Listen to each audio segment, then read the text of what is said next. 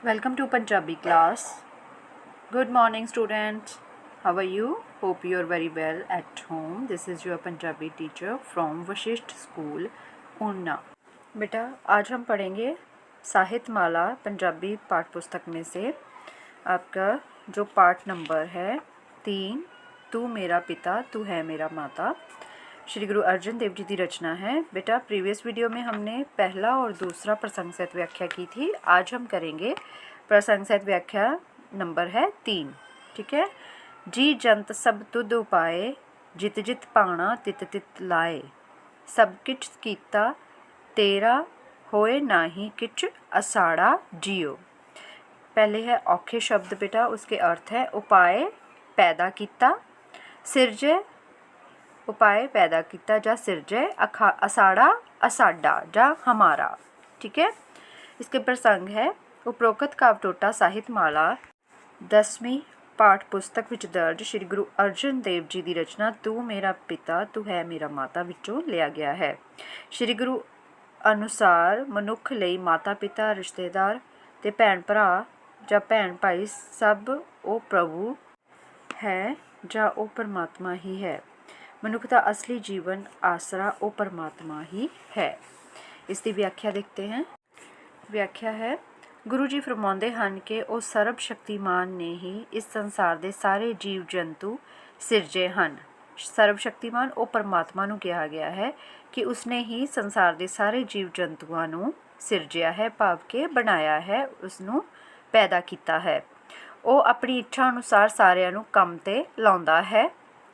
जिमें उसकी रज़ा हुंदी है उवें ही सारिਆਂ ਨੂੰ करम ते लाਉਂਦਾ है। ठीक है। जित जित पाना तित तित लाए, जिसका जिस तरीके का काम है उसनों उस तरीके नाल लगा दिंदा है, भाव कि उसकी रज़ा हुंदी है तो उवें ही सारिਆਂ ਨੂੰ करम ते ला दिंदा है, काम ते ला दिंदा है। जो कुछ भी इस संसार विच वापर रहा है सब कुछ कीता तेरा होवे ना ही किच असाड़ा जियो। जो भी इस संसार विच वापर रहा है वो उसकी इच्छा के अधीन ही हुंदा है, भाव कि वो परमात्मा दे ही इच्छा अनुसार हुंदा है। मनुख दी इस संसार विच वापर रही किसी भी घटना दी विच कोई भूमिका नहीं हुंदी। आगे है प्रसंग चौथा। नाम त्याए महा सुख पाया, हर गुण गाए मेरा मन शीत लाया, गुरपूरे वजी वधाई नानक जिता बिखाड़ा जियो। पन्ना 103। आगे है औखे शब्दों के अर्थ। त्याए सिमरन नाल, त्याना बेटा सिमरन करना, शीतलाया ठंडा हो जाना, गुरपूरे वजी वधाई पूरे गुरु की किरपा नाल वधाई प्रगट होई है, जिता जित लिया, बिखाड़ा बिखम जा खेड, बिखाड़ा बेटा खेड नूं कहा गया है। प्रसंग उपरोक्त काव्यटोटा साहित्यमाला 10वीं पाठ पुस्तक विच दर्ज श्री गुरु अर्जन देव जी की रचना तू मेरा पिता तू है मेरा माता विचों लिया गया है।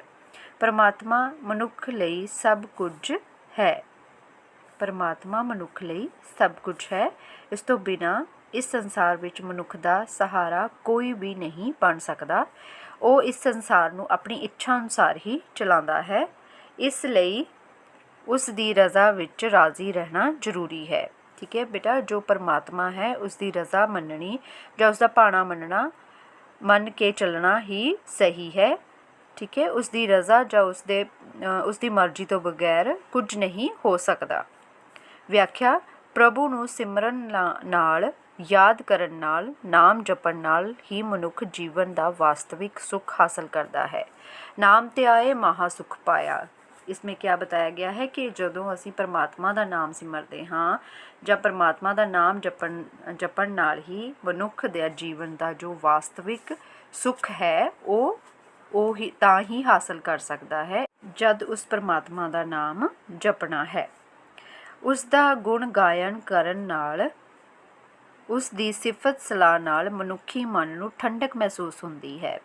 ठीक है। हर गुण गाए मेरा मन शीतलाया, भाव के हरि गुण उस परमात्मा के गुण गाण नाल या उस परमात्मा का नाम जपण नाल मनुखी मन नूं ठंडक महसूस हुंदी है। गुरपूरे वजी वधाई नानक जिता बिखाड़ा जियो। पूरे गुरु की किरपा दे नाल ही उस प्रभु का मिलना हुंदा है। ਜਿਹੜਾ ਮਨੁੱਖ ਪ੍ਰਭੂ ਦੀ ਸ਼ਰਨ ਵਿੱਚ ਚਲਾ ਜਾਂਦਾ ਹੈ ਉਹ ਇਸ ਸੰਸਾਰ ਦੀ ਬਿਖਮ ਖੇਡ ਨੂੰ ਜਿੱਤ ਲੈਂਦਾ ਹੈ। ਉਹ ਸੰਸਾਰਿਕਤਾ ਦੇ ਮੋਹ ਬੰਧਨ ਤੋਂ ਮੁਕਤ ਹੋ ਜਾਂਦਾ ਹੈ। ਭਾਵ ਕਿ ਜੋ ਪਰਮਾਤਮਾ ਦਾ ਨਾਮ ਸਿਮਰਦਾ ਹੈ, ਉਸ ਦੇ ਸ਼ਰਨ ਵਿੱਚ ਚਲਾ ਜਾਂਦਾ ਹੈ, ਉਹ ਇਸ ਸੰਸਾਰ ਦੀ ਖੇਡ ਨੂੰ ਜਿੱਤ ਲੈਂਦਾ ਹੈ। ਉਹ ਸੰਸਾਰਿਕਤਾ ਦੇ ਜਾਂ ਦੁਨਿਆਵੀ ਮੋਹ ਤੋਂ ਮੁਕਤ ਹੋ जाता है ਤੇ परमात्मा के चरणी लग जाता है।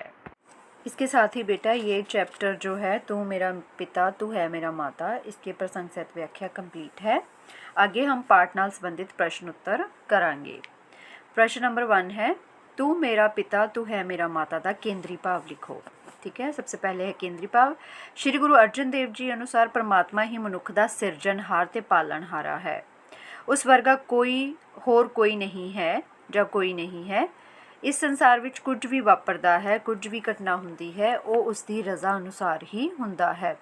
ਮਨੁੱਖ ਲਈ ਉਸ ਤੋਂ ਵੱਡਾ, ਉਸ ਦੇ ਨੇੜੇ ਅਤੇ ਉਸ ਤੋਂ ਸਕਾ ਕੋਈ ਵੀ ਨਹੀਂ ਹੈ, ਨਾ ਕੋਈ ਰਿਸ਼ਤੇਦਾਰ, ਨਾ ਕੋਈ ਭੈਣ ਭਾਈ। ਜਿਹੜਾ ਮਨੁੱਖ ਉਸ ਦਾ ਨਾਮ ਸਿਮਰਨ ਕਰਦਾ ਹੈ ਉਹ ਮਹਾ ਸੁੱਖ ਹਾਸਲ ਕਰ ਲੈਂਦਾ ਹੈ। ਪੂਰੇ ਗੁਰ ਦੀ ਅਗਵਾਈ ਤੋਂ ਬਿਨਾਂ ਉਸ ਪ੍ਰਭੂ ਨਾਲ ਮਿਲਾਪ ਨਹੀਂ ਹੋ ਸਕਦਾ। मनुख का असली जीवन आसरा वो परमात्मा ही है।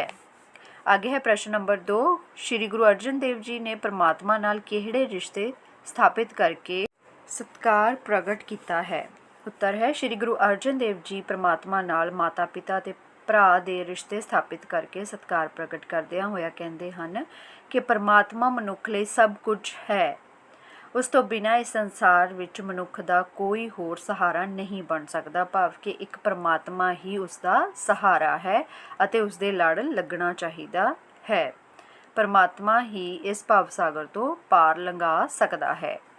ਅੱਗੇ ਹੈ ਪ੍ਰਸ਼ਨ ਨੰਬਰ 3 ਤੂੰ ਮੇਰਾ ਪਿਤਾ ਤੂੰ ਹੈ ਮੇਰਾ ਮਾਤਾ ਦੇ ਵਿਸ਼ੇ ਬਾਰੇ 50-60 ਸ਼ਬਦਾਂ ਵਿੱਚ ਜਾਣਕਾਰੀ ਦਿਓ। ਸ਼੍ਰੀ ਗੁਰੂ ਅਰਜਨ ਦੇਵ ਜੀ ਦੀ ਰਚਨਾ ਤੂੰ ਮੇਰਾ ਪਿਤਾ ਤੂੰ ਹੈ ਮੇਰਾ ਮਾਤਾ ਦਾ ਵਿਸ਼ਾ ਪਰਮਾਤਮਾ ਨੂੰ ਮਾਤਾ ਪਿਤਾ ਭਰਾ ਰਿਸ਼ਤੇਦਾਰ ਆਦਿ ਵੱਖ-ਵੱਖ ਰਿਸ਼ਤਿਆਂ ਦੇ ਰੂਪ ਵਿੱਚ ਦੇਖਣ ਨਾਲ ਸੰਬੰਧਿਤ ਹੈ। ਗੁਰੂ ਸਾਹਿਬ ਫਰਮਾਉਂਦੇ ਹਨ ਕਿ ਉਹ ਪਰਮਾਤਮਾ ਦੀ ਹਰ ਥਾਂ ਤੇ ਜੀਵ ਦਾ ਰਾਖਾ ਹੈ ਅਤੇ ਉਹੀ ਸਾਡਾ ਆਸਰਾ ਤੇ ਮਾਣ ਹੈ। ਸਾਰੇ ਜੀਵ ਜੰਤੂ ਪਰਮਾਤਮਾ ਦੇ ਹੀ ਪੈਦਾ ਕੀਤੇ ਹੋਏ ਹਨ। ਇਹ ਜੋ ਜਗਤ ਅਖਾੜਾ ਉਸ ਦੀ ਹੀ ਖੇਡ ਹੈ। ਇਹ ਸੰਸਾਰ ਜੋ ਹੈ ਖੇਡ ਉਸ ਦੀ ਹੀ ਹੈ। ਪਰਮਾਤਮਾ ਨੇ ਆਪਣੀ ਇੱਛਾ ਅਨੁਸਾਰ ਹੀ ਜੀਵਾਂ ਨੂੰ ਵੱਖ-ਵੱਖ ਕੰਮਾਂ ਵਿੱਚ ਲਾਇਆ ਹੋਇਆ ਹੈ।